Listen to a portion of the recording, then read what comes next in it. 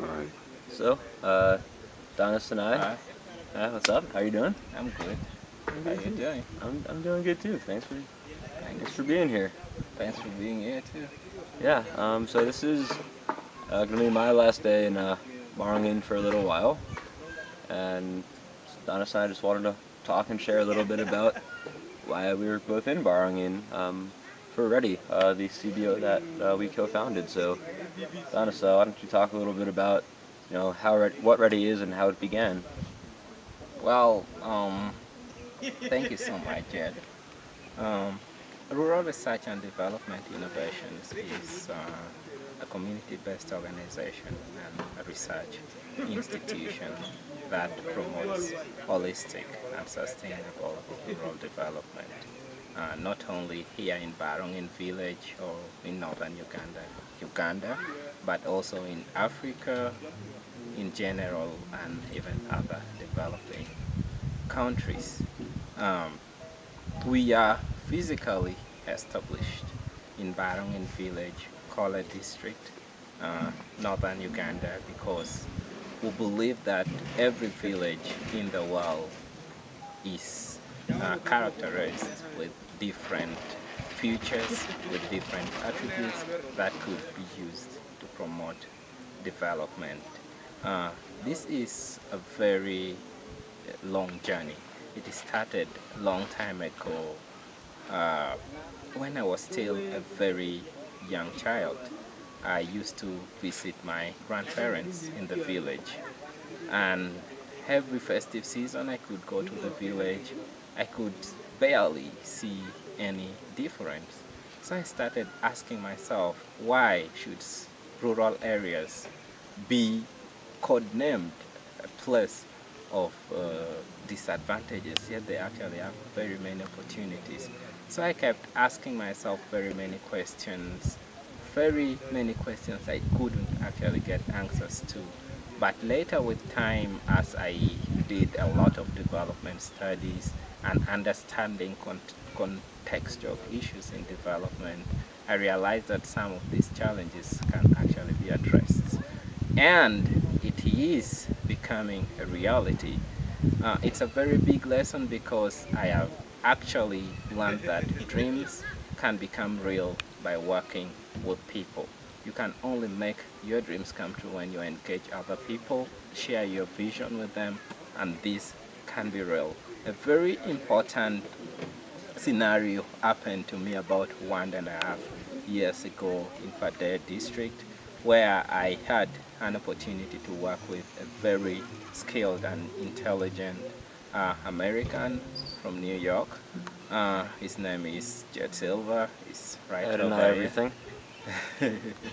Yeah, it was really so nice because when I told him about RREADI and my passion for rural development, he also became so interested and he joined on this vision. For over a year now, we've been working together. Uh, Even when he's in the US and I'm here in Uganda, we do share a lot, especially embracing the social network, the Skype, and even the emails. We've been able to share discussions, shape Reddy's philosophies, and also promote partnerships both locally here in Uganda and also in the United States. Oh, back to you, Jed. Okay, yeah. So, just to tell my side of the story, I was, studying for one term in Uganda. I was at Makerere University for a little bit. Then I was up in District with an NGO called VEDCO, where I was researching the groundnut value chain, and Donis was serving as my advisor. He was the monitoring and evaluation specialist at the VEDCO Padere office at the time. So he was my advisor. He took me in, showed me around, showed me sort of the basics of how to survive in northern Uganda, and yeah, we became close friends. We stayed in touch, and yeah, and and eventually he shared the idea that I'm gonna start an NGO. I've been thinking about doing this for a long time. I know where I'm gonna start it. I know what I want to do. And yeah, since from our discussions before, we had long ago realized that we shared a very similar philosophy, right? So Sure. yeah, I don't know like when I like formally accepted. I think it it just sort of happened. Like next thing I knew, I was, like I would be sending emails and talking on Skype every day with Donis and planning out ideas and looking for proposals, and Yeah, it's come to this. I remember when I first told you about it, you were very skeptical. If, a young man at the university, not so much exposed to the dynamics of how NGOs operate, you were so skeptical. But with time, I think you understood and really appreciated the reason or the fact that we should start an NGO together. And I think so far the progress has been so good. I think it's been good. Yeah, even, you know, yeah. Of course, I was, very skeptical, of myself before, and so the whole idea could work. We are very, very thin financially, and there's so many things that could go wrong. And even up to when I got here a few weeks ago, I was thinking that, and I'm still, being cautious. I'm playing through all the bad scenarios that could happen in my head. Obviously, I think we have to do that, but I've also this has also been a lot better than anything I could have expected. I think that this really is a great opportunity for us. I honestly think that we can succeed, and I think we will. So, Yeah. so what does success mean for us? What will we consider success? Wow, what a beautiful question, Jed. I think as ready, we shall only consider ourselves successful when we have empowered the people in rural communities, especially here in Barangin village, and they are able to meet their basic uh, needs of life, and also empowered to raise concerns and have their voices heard at the different political levels. I think that is what success would mean for us. And for the organization, I think success would mean having a strong capacity to continue working with the people in rural communities, either through direct interventions or even using our research arm, so that other NGOs can actually pick up what we have done and replicate it in other parts of the world. I think that would mean success to us. Yeah, I think one of the cliched ways to put it is, we're working, like, our goal is to make ourselves, completely irrelevant to Barangin, at least here. I mean, I'm sure, like, as long as we live, an organization like us or any kind of development organization would be relevant somewhere in the world. So, but so, to make Barangin completely self-reliant, self-sustaining, Sure. and for them to, and not only for them to empower themselves to meet their subsistence and other needs, and to achieve a better standard of life for themselves, but for them also to sort of become the torchbearers for rural development, for them to spread the ideas that they come up with themselves while we're working with them, because that's what we're trying to do. We're trying to flesh out ideas and discussions and innovation, and for them to spread it to the parish, and then for some other villages in the parish to spread it to the sub-county, and just gradually ripple and be picked. Like, we tend to definitely communicate it to outside organizations through our research arm, but I think there's definitely going to be a ripple effect, of where it's not just going to be people who have studied development studies for years and professionals, but there's going to be local transfers of knowledge. It's gonna spread organically, as well as our somewhat organic, but more professional kind of way. Yeah, I think I agree with you, Jared. Success would also mean development expanding outside this village to the neighboring villages, and subsequently to the other sub-counties and all of this district and northern Uganda as a whole. I think when we achieve that, we shall really consider ourselves successful. Yeah, maybe a little bit about why RREADI chose uh, Barongin village and not any other village in the world. In my career as a researcher working with one of the consultancy firms in Uganda called Center for Social Research. I was always a research coordinator for very many research projects, and my area of operation was northern Uganda and Lao sub-region specifically. So whenever I could come to the field, I would take my time to study, to do my own survey and analysis of the parishes in Lao sub-region. And I found out that this village is the most disadvantaged and yet the most endowed village in this region. So I felt instituting an organization in this village would help to exploit these opportunities and use it to address the rural development challenges that has befallen this village. Yeah, and of course, I think you have to mention that you had known Tony Ogang, RREADI's field coordinator slash Yeah. community mobilizer Yeah, slash that's sort of do it all kind of person. yeah, yeah. Tony has been a very instrumental guy in enabling our work here in the village because now I finally came agreed, had my mind made up on working with at least two villages, but I also still had to choose out of these two villages which one is which. So I tried to scan through my networks of friends. I couldn't find any, but I was fortunate enough to have Tony Ogang, or one of the people I've known like 6 years ago when he used to supply grains to my mother's restaurant. So I was like, at least I've known this guy, I have some trust in him, maybe he can help us do some background work. So that's also one of the major reasons we decided to work in this village. And so far, Jed, I think he's been a very good guy. Yeah, I think so He's too. I really mean, helps smoothen our work. oh yeah, he's cleared the way for us. I mean, I don't think we would have gotten half of what we got Yeah. if it weren't for Tony. So that's really great. Another thing I want to talk about is when we've been explaining our sort of mission, our sort of philosophy to people here. Like a lot of it gets lost in translation. A lot of it's difficult to explain.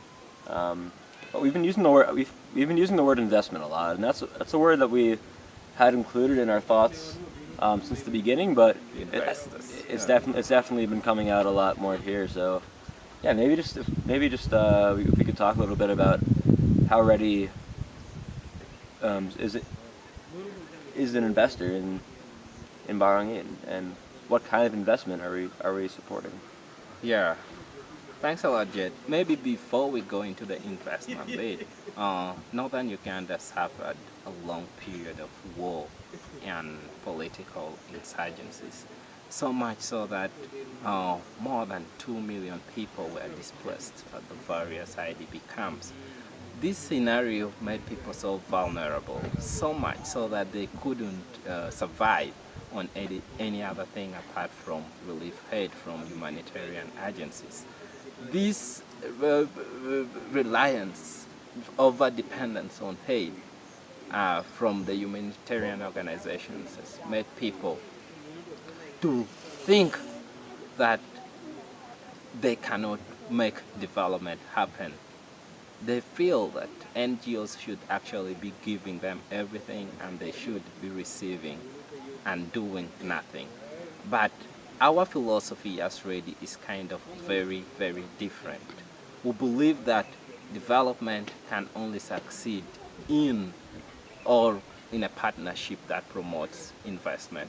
I think, Jed, this is where our ideals uh, should be understood so clearly by the people in this village. We believe that if we are to promote this investment climate in the village, we shall wipe out the dependency syndrome that is still clogged in the minds of very many people. We believe that we shall be creating an environment that will promote investment by making the people economically empowered so that they will be able to have money invest, and then this investment will later trickle down to the other people in the villages. Yeah, yeah. Obviously, any kind of project that RREADI does will have to have some money, even to maintain our small, humble office over here. Yeah, sure. That would take some money. So yeah, I mean, I think we've been trying to explain to people, and I think people have been picking pretty well that Sure. that we're not going to give anything, but what we do physically give to them is an investment. It goes to a project that they work themselves, and from us investing in them, they have the physical capital and hopefully the confidence so that they can invest in themselves, in the future, in their children, in their livelihoods. Sure. In what one like as when we first come and ask people what can you do for the future, what plans do you have, they all sort of laugh or sheepishly turn away. Well, not all of them, but many of them do. Yeah. And with time we prod, we have them show us around physically, and they show us some opportunity that they have and that they are willing to invest in. And Bahrain does have a lot of resources that can make an investment be fulfilled. Sure. And maybe Jed, something on the international perspectives and the local views. Yeah, Could sure. you say something on that? Yeah, so me, as a having studied development studies and international development and development economics for the past few number of years, I've definitely learned to hate these abstract models that some organization comes up with and then just places onto some rural context, and it just doesn't always work out. That's why I'm very hesitant to use the word model, but our model is to sort of work with people to meet their basic survival needs. That means food security, that means income security, that means having good health infrastructure, access to education, clean water. Because all those things are so interlinked. You can't, if there's not clean water, then you get sick, and if there's no house under, you can't treat it, so you miss school. And if you miss school, then you can't get a good job, and also if you're relying on subsistence agriculture, you may be forced to miss school to dig, and that's just a very incomplete part of all of it. But I think most people can really understand what I'm saying when it's all interlinked. So we want to first get that stability there, so where people can get their basic needs set and save some small money to invest in themselves, in their own livelihoods, and then they can really be the catalyst for their own development.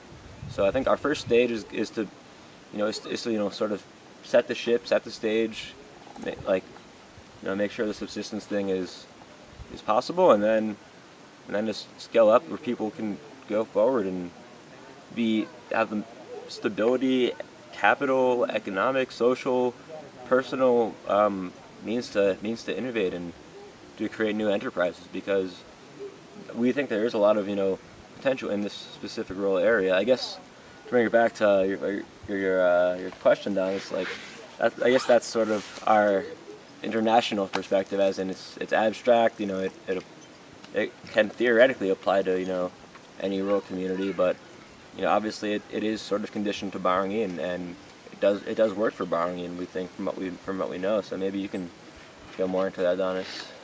Yeah, one of our approaches is that we promote localized interventions, in that we don't believe that development in this village can actually be achieved through ideals or through paradigms premised so much on Western philosophies or on abstract ideas. But we believe that these interventions can only work if the people understand their context and why it is important to have such a development initiative, and then they participate. That is why we also adopt the participatory approaches to development. According to our preliminary findings in this village, very many development projects have failed because projects were imposed on the people, though various NGOs that have worked here thought that maybe fish housekeeping would work, and they imposed it on the people. And this didn't work. We have fish ponds in this village, and they're just being inhabited by other species. We don't even know if they're fish or not. So I think this is why our localized interventions become so key in promoting rural development. And this is the kind of approach that we would like to keep burning, and for other NGOs to also borrow. Believe that, you know what, it works if you engage the local community and work with them. But we also believe that the Western ideals towards development, we also believe that development can be replicated.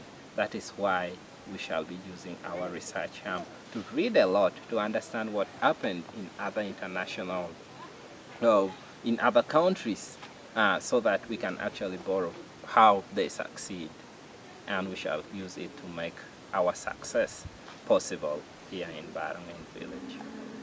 Yeah, because I think sometimes we do need some abstract thoughts, some abstract Western philosophy towards development, whatever you want to call that, because I can't think of many organizations that have been doing what we're doing. This is definitely the first initiative in Barangay that has attempted to sort of galvanize the participation of local people. So Yeah. since everything's new, we need to come up with our ideas from somewhere. We need that abstract theory to to balance with what people from here say. So that's really important. And I think another good thing that we talked about last night even was we don't just want to replicate. We want people to be able to replicate. We want to share everything that we do, everything that we accomplish, everything that we succeed and fail in. But not just to replicate, but to perpetuate. For it to keep on going, be led by the people from Barangay, and to go as far as it possibly can from this point zero. Yeah, So it's really a which is point zero which is why even from our few weeks here, we've identified a few people in the village that, and we seek to identify some more that really can step up and be leaders and really not just be part of RREADI, but really be ready and really push RREADI forward as they push themselves forward. And it's gonna be really exciting to watch us grow alongside the village. Sure. So, Jared, what have you gained from this partnership that you feel What have I it's gained? important to share? Ooh, that's a good one. Yeah, this is gonna be one of those white man goes to underprivileged African place and has his life changed by all the wonderful local people and all that. But I mean, I think it's more than that. Just the value of hard work. Sure. Yeah, we're living in pretty basic surroundings. Not just for me as an American, but even Donis is kind of struggling with our living conditions. Yeah. And I think like one of the better things that Donis taught me is just to be forward thinking instead of backward thinking. Sure. Like Donis and I are both pretty big optimists. We both like to see the forest before we see all the trees. We like to see this big grand picture happening, but something like if we both focus on that too much, we sometimes miss the important details. So I sort of made it my personal business at the start of RREADI to catch everything that could go wrong, to be the critic, to be the devil's advocate. Sure. So I like that. and that's definitely important, but